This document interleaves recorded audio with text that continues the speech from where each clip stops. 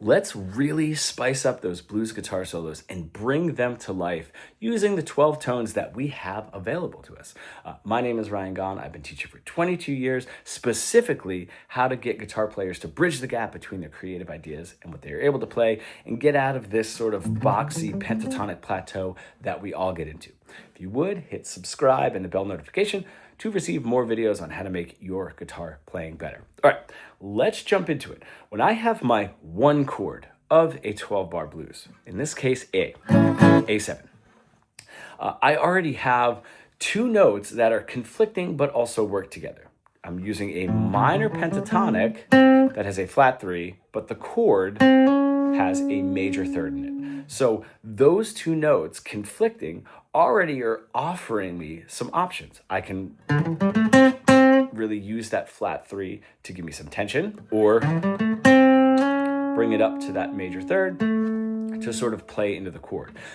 Just there, we're starting to add a little bit more to just this minor pentatonic over that one chord specifically to give me a different sound. Flat 3, right? That's with my flat 3. Or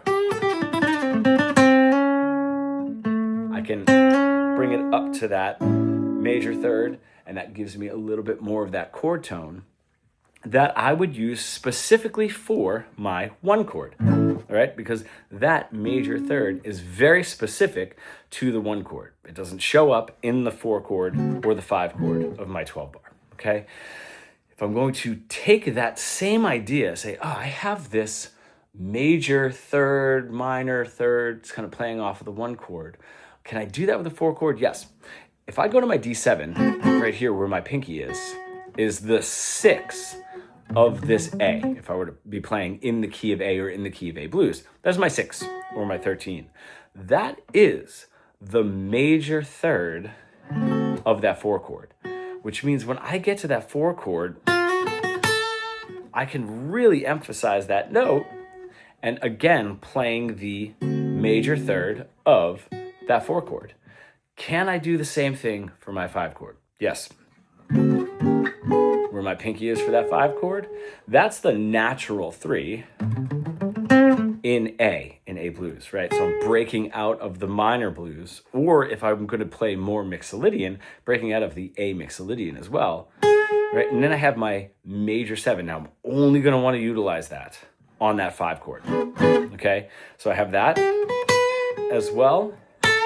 Bring it back for my 1. So I've already added a major third, a 6, and a natural 7. So 3 more notes on top of my 5 notes for my minor pentatonic. The other one that is pretty obvious is going to be my blues note, right? So I played that earlier in that sort of rundown lick to show you where that major third was. I added, right, that. If I get to my 4, sharp 4, 5, 4, sharp 4, 5, right? That is my blues note. So an additional note over my minor pentatonic. So now I'm up to 9 notes. Okay, now it's going to start getting a little bit tricky. I have a 2, right? Now I can have that 2 even over my 1 chord. It's going to give me a little bit of a 9, right? Like an A9 kind of sound. Or if I'm using this as well, the 6, having the 6 and the 9 or the 2, the 9 extension while I'm playing over that 1 chord in a blues is going to give me a little bit more of that, like almost like B.B. King major blues kind of sound. So those 2 options are always there. For my 1 chord, they're there for my 4 chord because I know that 6 is going to be there for my 4 chord, but that 2 is also there for my 4 chord. So it doesn't really go away. And the 2 is very specific to my 5 chord. I can really see it there, you know, as the 5 of my 5 chord, my 5/7 chord. So that 2 is really, really available, you know. I think of that 6 and that 2 as sort of always being available. Now that 6 works really well as the major third of the 4 chord. And the 2 works really well as the 5 of the 5 chord, but they're always available. Right? If I want to play it together with the minor pentatonic, it gives a little bit of a Dorian sound, or separately as a major pentatonic sound or major blues sound. Maybe I do want to stick just to my minor pentatonic. So those options are sort of always there. So we're covering the root note, obviously. We've covered the 2. We know our flat 3, building that tension, right? We've covered our major third, because that's just the chord tone that we're using for the 1 chord, right?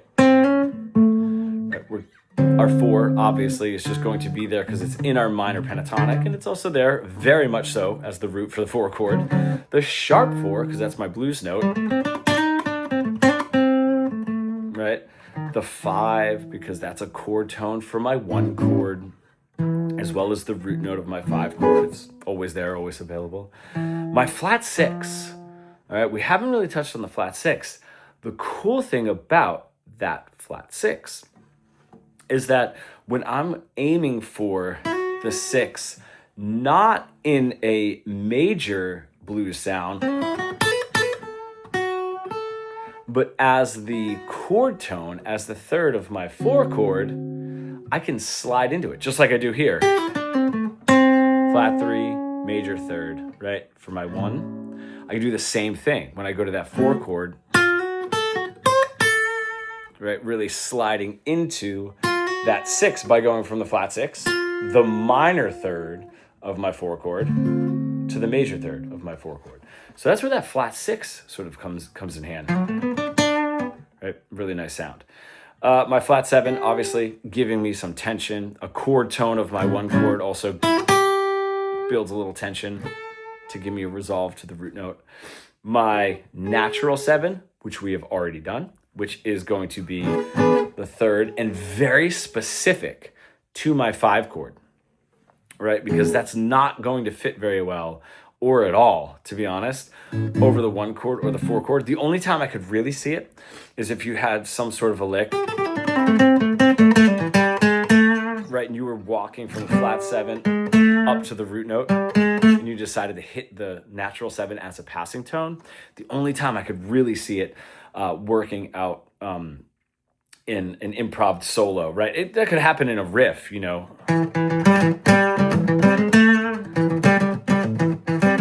Right? I could see that. But really, we want that major 7 specifically for that 5 chord. My root note, the next note, okay, obviously that's my root note. I have my 2, I'm going to skip the flat 2 right now. It's the only one I haven't done, right? So if I skip and then I go back to my 2, all right, I've started all over. What's going on with this flat 2? Can I actually use that in a blues? Yes. Now, Stevie Ray Vaughan uses it a lot, right?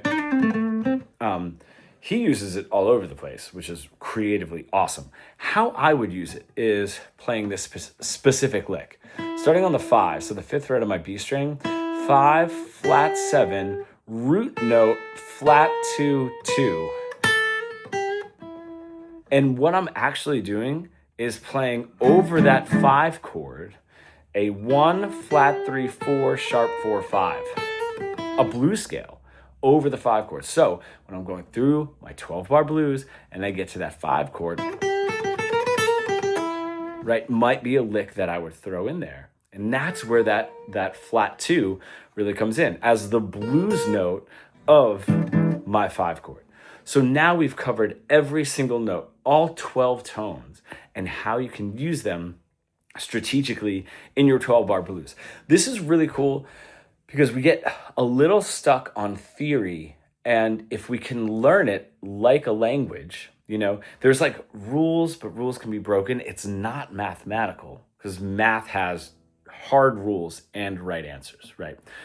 But we want to learn music, the theory is a language. So if somebody said, hey, can you play a flat 2 in a blues?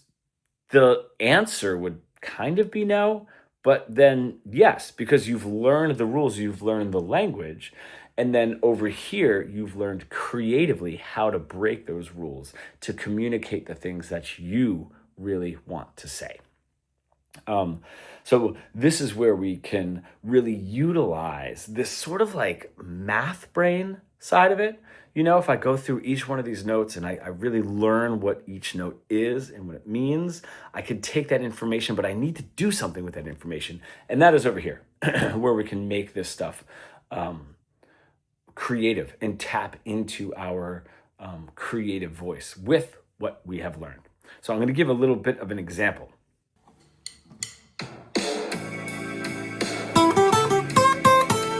Minor, I'm going to switch to that major sound with the 6 and 2, which was also over that 4 chord. Blues.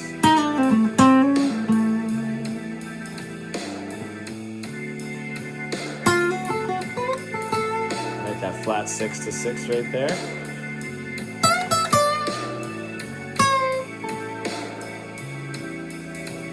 Covering a lot, so I'm going to do a lot here on the 5 chord to get all these last notes in here.